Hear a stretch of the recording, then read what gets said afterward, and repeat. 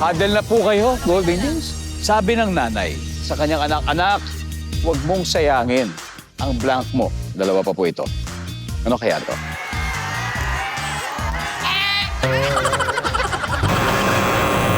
Ito na po, the Golden Gaze.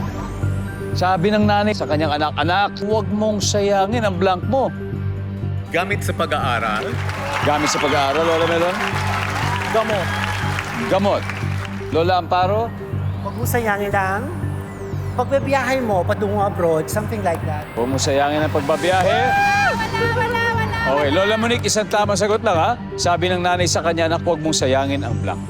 Ang oportunidad na dumating sa'yo. Oportunidad o pagkakataon. Wala. Nandyan ba ang oportunidad?